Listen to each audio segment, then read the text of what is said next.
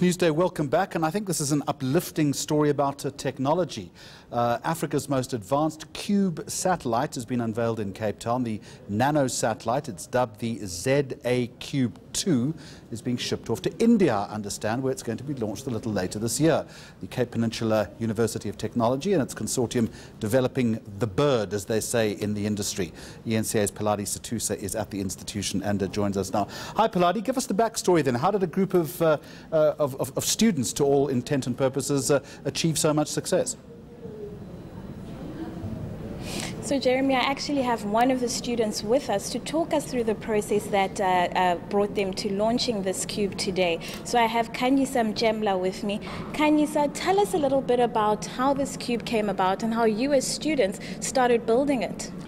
Well, this satellite actually is one of the most advanced satellites built by students here in CPUT. And actually it's designed for tracking ships along the southern African coast. And it also has an advanced camera which is used for detecting fires, bushfires in remote areas. And was this a project you guys were tasked with, or how did you all come together to build this and think of this idea, particular to our coastline and monitoring those fault fires? Actually, the satellite consists of different subsystems.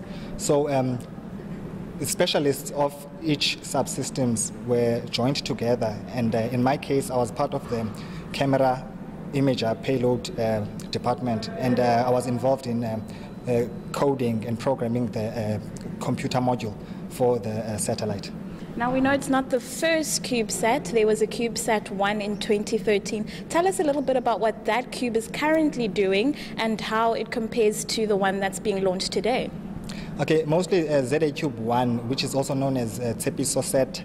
It was mostly used as a technology demonstrator for our radios, which are built at CPUT, which are part of the communications module.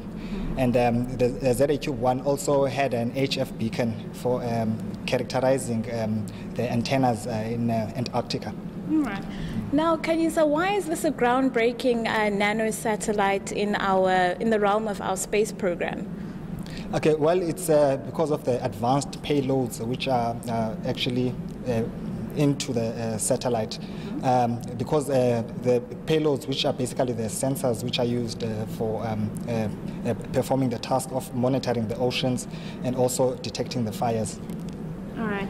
Kanyisa, a little birdie told me that when you came to CPUT, you wanted to be a sound engineer, but then ended up in electronic engineering. How did that happen, and are you happy it happened? Oh, very much so. And actually, it was mostly the fact that Cape Town provides quite a great study environment. So, and back in the day, sound engineering, it was difficult to find schools which offered sound engineering.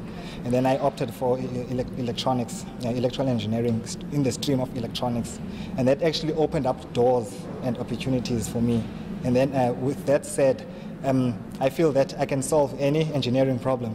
That's how confident I've developed in this technology. Just to end off, Kanyisa, why should this CubeSat inspire young people who want to work in space and in science? Actually, my take on it, it's all about expanding the minds of the upcoming engineers. And most importantly is that someone actually said this, that the purpose of education, it's not the filling of a bucket with water, but rather a spark which ignites a fire. So actually, yeah, it's all about the minds expanding so that they can be capable of doing so much more, especially in the field of solving real-life problems. All right. Yeah. That was one of the students involved in this project, Jeremy. And as you rightly mentioned, while today we're launching the satellite, it'll actually be launched into orbit in India, simply because South Africa doesn't currently have the capacity to launch things into orbit. Pheladi, let me ask you a very silly question. And by the way, I see you've got all the lingo now, referring to it as the CubeSat. I really like that. But give me a sense of how big this thing is and what it looks like. It's tiny. It's 10 by 10 by 10 by 30 centimeters long.